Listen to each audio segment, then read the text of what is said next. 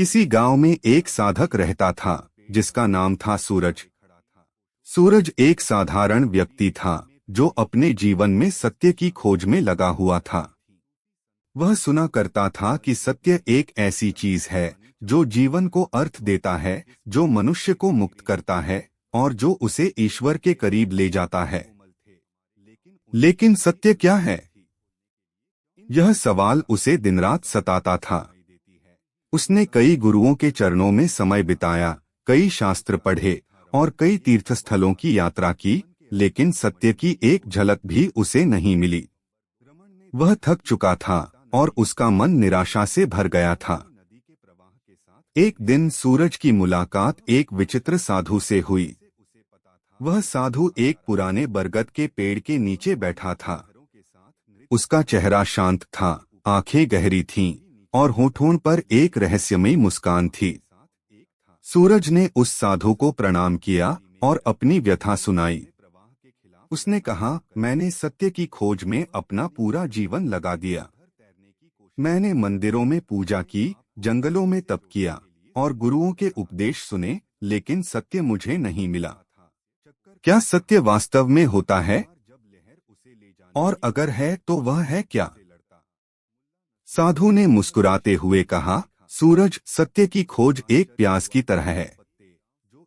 क्या तुमने कभी प्यास की परतें छीली हैं? सूरज ने हैरानी से सिर हिलाया और कहा, हाँ, मैंने प्यास छीला है। लेकिन सत्य का प्यास से क्या लेना देना? साधु ने कहा, आओ, मैं तुम्हें बताता हूँ। मेरे साथ चलो। साधु ने अपनी झोली से एक बड़ा चमकदार प्याज निकाला और उसे सूरज के सामने रख दिया। उसने कहा, इस प्याज को छीलो और मुझे बताओ कि तुम्हें क्या मिलता है। सूरज ने उत्सुकता से प्याज को हाथ में लिया और उसकी सबसे बाहरी परत को छीलना शुरू किया। परत पतली थी, भूरी थी और आसानी से निकल गई। उसने साधु की ओर देखा और कहा, यह तो बस एक परत थी, इसके नीचे तो और प्याज है। साधु ने कहा, ठीक है, आगे छीलो। सूरज ने दूसरी परत छीली। यह परत पिछले से अधिक चमकदार और मुलायम थी। फिर उसने तीसरी परत छीली, फिर चौथी। हर बार एक नई परत सामने आती थी और हर बार सूरज को लगता था कि अब शायद उसे प्याज का असली हिस्सा मिल जाएगा। लेकिन जैसे जैसे वह परतें हटाता गया, प्याज छोटा होता गया। उसकी आंखें नम हो गईं, क्योंकि प्याज की गंध तेज थी। आखिरकार जब उसने आखिरी परत छीली तो उसके हाथ में कुछ भी नहीं बचा। सूरज ने हैरानी और निराशा से साधु की ओर देखा और कहा, यह क्या? मैंने सारी परतें हटा दी, लेकिन मुझे कुछ नहीं मिला। प्याज तो गायब हो गया। साधु ने हंसते हुए कहा, बिल्कुल सूरज, यही सत्य है। सत्य प्याज की तरह है। तुम परत दर परत हटाते हो, लेकिन अंत में तुम्हें कुछ नहीं मिलता। फिर भी यह कुछ नहीं ही सत्य है। सूरज भ्रमित हो गया। उसने कहा, लेकिन यह तो शून्यता है। मैंने सत्य की खोज की और मुझे शून्यता मिली। क्या यही सत्य है? साधु ने गहरी सांस ली और कहा, सूरज, तुमने जो परतें हटाईं, वे तुम्हारे मन की परतें थीं। हर परत तुम्हारे विचारों, विश्वासों, संस्कारों और अहंकार की थी।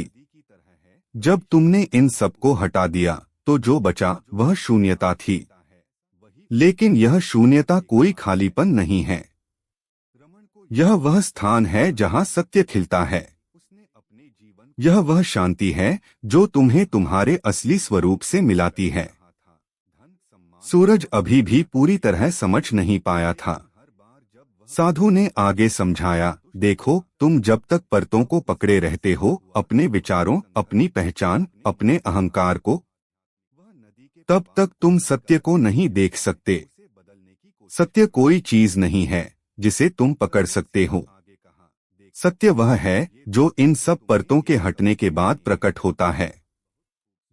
जैसे प्याज की परतें हटने के बाद कुछ नहीं बचता, वैसे ही मन की परतें हटने के बाद केवल शुद्ध चेतना बचती है। साधु ने सूरज को ध्यान करने की सलाह दी।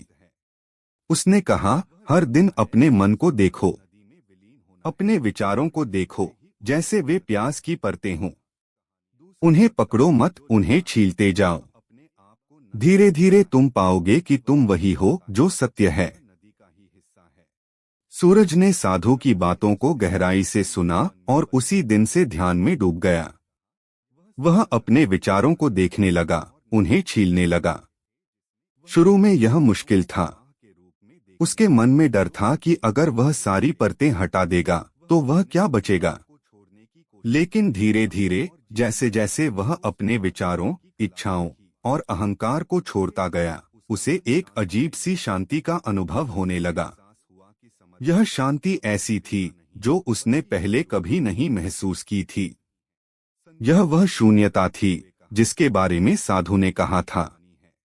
कई महीनों बाद सूरज फिर से उस साधु के पास लौटा। इस बार उसके चेहरे पर एक अलग चमक थी। उसने साधु को प्रणाम किया और कहा, मैंने प्यास की परतें छील दी, मैंने अपने मन की परतें हटाईं, और अब मुझे कुछ नहीं मिला। लेकिन सूरज ने साधु की बातों को गहराई से सुना और उसी दिन से ध्यान में डूब गया। वह अपने विचारों को देखने लगा, उन्हें छीलने लगा। शुरू में यह मुश्किल था। उसके मन में डर था कि अगर वह सारी परतें हटा देगा तो वह क्या बचेगा। लेकिन धीरे धीरे जैसे जैसे वह अपने विचारों, इच्छाओं और अहंकार को छोड़ता गया, उसे एक अजीब सी शांति का अनुभव होने लगा। यह शांति ऐसी थी जो उसने पहले कभी नहीं महसूस की थी। यह वह शून्यता थी जिसके बारे में साधु ने कहा था। कई महीनों बाद सूरज फिर से उस साधु के पास लौटा। इस बार उसके चेहरे पर एक अलग चमक थी। उसने साधु को प्रणाम किया और कहा, मैंने प्यास की परतें छील दी, मैंने अपने मन की परतें हटाईं, और अब मुझे कुछ नहीं मिला। लेकिन यह कुछ नहीं इतना सुंदर है, इतना शांत है कि मैं इसे शब्दों में बयान नहीं कर सकता। क्या यही सत्य है? साधु ने मुस्कुराते हुए कहा, हाँ सूरज, यही सत्य है। यह शून्यता नहीं, पूर्णता है। यह वह स्थान है जहां तुम और ईश्वर एक हो जाते हो। कहानी का दार्शनिक अर्थ। ओशो की यह कहानी हमें सिखाती है कि सत्य की खोज बाहरी दुनिया में नहीं बल्कि हमारे भीतर है। हमारा मन विचारों, विश्वासों और अहंकार की परतों से ढका हुआ है। ये परतें हमें सत्य से दूर रखती हैं। ध्यान के माध्यम से जब हम इन परतों को हटाते हैं तो हमें शून्यता मिलती है। लेकिन यह शून्यता कोई नकारात्मक खालीपन नहीं है। यह वह शुद्ध चेतना है जो जीवन का आधार है। ओशो कहते हैं कि सत्य कोई वस्तु नहीं है जिसे हम पकड़ सकते हैं या रख सकते हैं। सत्य एक अनुभव है जो तब होता है जब हम अपने मन की सारी परतों को छोड़ देते हैं। यह कहानी हमें यह भी सिखाती है कि सत्य की खोज में धैर्य और समर्पण की जरूरत होती है। जैसे प्यास की परतें छीलते समय आंखों में आंसू आते हैं, वैसे ही सत्य की खोज में भी कई बार दुख, भय और अनिश्चितता का सामना करना पड़ता है। लेकिन अंत में जो मिलता है वह अनमोल है। प्यास की परतें ओशो की सबसे गहन कहानियों में से एक है जो हमें आत्म जागरूकता और ध्यान की ओर ले जाती है। यह कहानी हमें यह समझाती है कि सत्य हम में ही छिपा है, लेकिन उसे पाने के लिए हमें अपने मन की परतों को छीलना होगा। यह एक प्रतीकात्मक यात्रा है जो हमें हमारे असली स्वरूप से मिलाती है। सुझाव: ओशो कहानियों की किताब प्रिंट में ख